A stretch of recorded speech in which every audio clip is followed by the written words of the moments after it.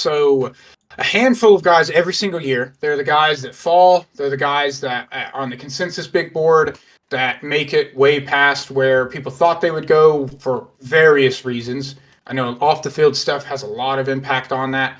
Shador is a very good example of that. Just talked about him. He did just fall really far. What are some of the major, steals that stood out to you, the guys that kind of fell in the draft? First one that stands out in the second round is Luther Burden to the Bears, man. I thought Luther Burden was potentially outside of Travis Hunter. I'm saying T Mac and then Luther Burden if I'm ranking the receivers. You could argue Luther Burden, if you look at just his 2023 tape, was better than T Mac. So we're talking about one of the most talented wide receivers at the most important or one of the most important positions on the field in the second round, dude. You add him to that offense, which is already loaded, and he fits right into the skill sets of the other receivers on that team. So that's the first guy that stands out to me as a steal. I think he's a first round talent that fell to the second round and is going to one of the better situations that he could honestly fit in right now. So I absolutely love that pick. Yeah, I love him too. You and I were both high on him. I think we both agreed he's wide receiver too. And honestly, the gap between him and T Mac, I don't think for me personally was as big as a lot of other people. I think his skill set with his once you get the ball in his hands is by far the best in this class. The broken tackle rate was like that of almost like a running back. I mean, he's special when he gets the ball in his hands. And I think there was a little off the field stuff. I know they touched on his attitude after Brady Cook got hurt and the team kind of fell apart, but that is what it is. I mean, if anything, that tells you the guy wanted to win and they weren't winning. So, Yeah. one of the ones that stood out to me are the corners. We talked on it earlier that the corners in general kind of didn't go as high as a lot of us thought. Will Johnson, I know you and I both love Will Johnson, 13th on the consensus board, had a knee thing where the longevity is at question. How long can he play? Will he play past his first contract? Cardinals managed to, I think it was the Cardinals, right? Yeah. Yep. Cardinals grab him after grabbing Walter 47. Nolan.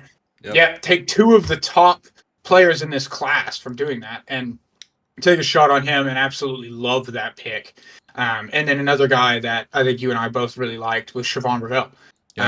And then the Cowboys stopped his fall. He was 42nd on the consensus board and he fell to the third round. So loved both of those corners and the spots they went to as well. But just, I don't know the details on Siobhan, why he fell. But both of those guys injury. are ones I think Again, it's injury. Oh yeah, the injury, yeah. So I mean, he has injury issues as well. So a lot. That's kind of the story of these corners. I mean, Benjamin Morrison as well, probably a first round talent, and just falls because of again injury issues. But the Will Johnson pick in particular, man, the upside with this pick. I mean, this is a dude that is a top 10 talent potentially in this draft. Could be a lockdown corner, like a guy you put on an island, and that is worth. I mean, that's top 5 pick worthy, dude. If you can guarantee, which you can never, to be clear, but if you could guarantee he's a lockdown corner that you can just leave on an island, that's top 5, top 10 worthy. So getting him in the second round after already getting Walter Nolan, like, again, that's why I love so many of these drafts, man. I mean, the Cardinals might be one of my winners just for those top 2 picks. It's like, you got Walter Nolan, who is a first round talent, with Will Johnson in the second round. I mean, you could have just changed that defense with one draft, dude. Like, take a defense that was frankly really terrible. That was their weakness last year, man. Their offense actually started to cook, and their defense just wasn't good at all. They're really void of any elite talent, and they could have changed that in one draft. So I absolutely love the Will Johnson pick, and ultimately agree with you in general with the corners. I mean, a lot of teams got a lot of good corner value because the top prospects had question marks, but again, I would rather take a guy with question marks that has already had production. Like, he's already had production, and yeah, maybe he has character concerns or injury issues, but if he hits his eye end, then you could get a legit starting corner. So I just love all the corner value in the second and third round. Completely agree. Loved all those guys. Another, I think one of the biggest by far steals in our eyes was Jack Sawyer. And he also probably falls into our next segment we'll end up doing, which is favorite kind of fits. Because he is a stealer. Like that guy, it feels like one. But them grabbing him when they did, He went in fifth round, right? No, fourth round, 21st pick of the fourth round. And he was on the consensus Like in the board. 60s, I believe, or maybe Yeah, and fell all the 70s. way to the fourth round. Yeah, 67th, and fell On the all the way to the consensus. fourth Wow. round. So love that. Absolutely loved that pick for them and stopping his fall. Fantastic pick by the Steelers, and again drafting a guy that is a Steeler. And then speaking of the edges, there's a lot of the edge did fall. Some not quite as far as steal range, like a Donovan Ezraku who went kind of near the top of the second. But Mike Green is one we have to talk about. Mike Green, and it is off the field stuff. So that had nothing to do with him as a player, but he was 17th on the consensus. Ravens grab him, which the Ravens doing what they do, where they just draft good players. But they leave this with Malachi Starks and Mike Green, but they stop his fall towards the end of the second round. But the off field, he had some allegation stuff that happened to him back in early college days. Some teams interviewed with him, and like nothing was ever come of that. But it seemed like some people just didn't care for his kind of attitude towards that. But yeah, fantastic edge rusher. Yeah, absolutely, dude. I mean, the off the field definitely hurt him in this process. Clearly, dude, I wouldn't have been surprised if the Panthers took him at 8th overall. So that just kind of speaks to, getting him at the end of the second round, adding him to the Ravens defense. I mean, that could be one of the draft picks we look back on. I think he honestly might be my biggest steal of the draft if I had to say one guy, just because like this guy has the talent to become an elite high level edge rusher, which really has been missing for the Ravens. They've kind of just had solid edge rushers over the last few years. They haven't had one guy who's just dominant, and Mike Green could really bring that to the table. And yeah, the off the field stuff, we really can't speak on it. We don't know any of the details and stuff. But that's obviously why he fell. Like he was a first round talent, consensus top 20 player, that fell to the second round. So that's kind of the why behind his fall. One of the corners we didn't mention was Trey Amos. I thought Trey Amos at the end of the second was really good value for the Commanders. And yeah, I mean, Jack Sawyer, I have to speak on that one as well, because that's just, I mean, listen, he kind of reminds me of TJ Watt in a way, man. Like TJ Watt, obviously a better athlete than Jack Sawyer, but not the most athletic edge rusher coming out. But what does TJ Watt do? In the biggest moments of games, he finds a way to make a play. He gets a sack, forces a fumble. That was Jack Sawyer in the playoffs last year, man. Like that's how Jack Sawyer brought himself on the map. How many impactful plays did he make in the playoffs or in the Michigan game? Like all he was doing is making impactful plays at the most important time in the game. So that's why I'm not surprised at all. A team like the Steelers, like they might see that player on their team right now and like look how that worked out.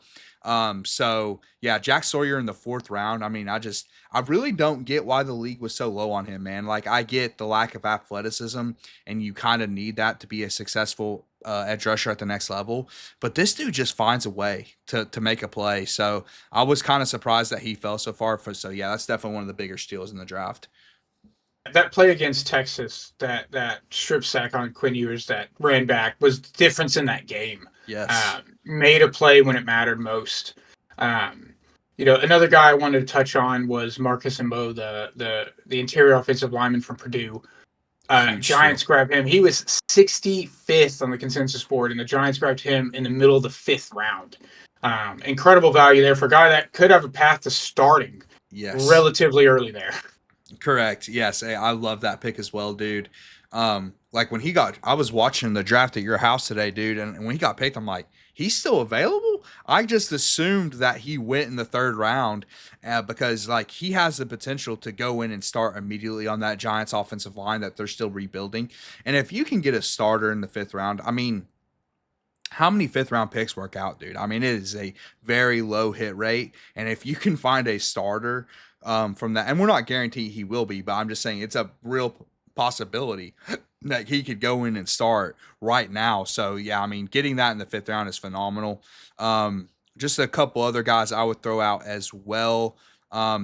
Darian Porter could end up being a pretty decent steal, man. Like he has a ton of potential. Yeah, no, another corner, dude. The corner value was unbelievable. It really was.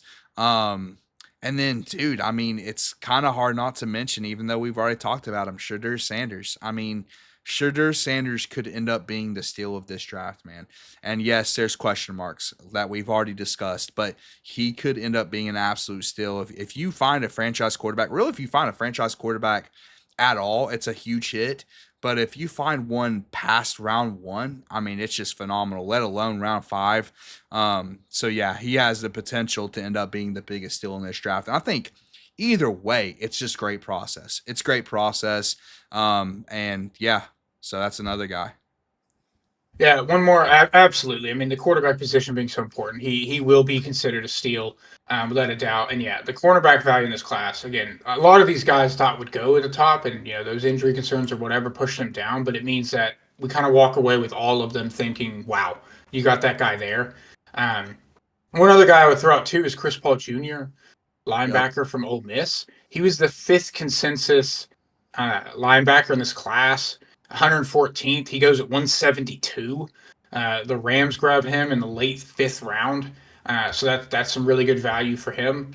So yeah, I mean, again, this was such an interesting draft where, you know, there wasn't a ton of reaches, so there's still a good amount of steals, right? Like there's a lot of steals where it feels like these guys went later than we thought, but this class was so good that there's not many picks where you're thinking, wow, what a reach that just happened there.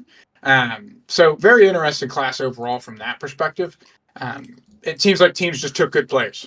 Exactly. I got to shout out also Jalen Royals in the fifth round, I Oh believe, yeah, or yeah. fourth round, excuse me, fourth round at 133. It looks like. Um, Actually, that could be even later. But anyway, point being is that at 133, getting Jalen Rolls, who was a 76, I believe, on the consensus. Yeah, I mean, that's phenomenal value for the Chiefs. I mean, the Chiefs have been a team recently that have found receivers in later rounds or non-first round wide receivers, and it's worked out well. They've had off the field issues, but it's worked out.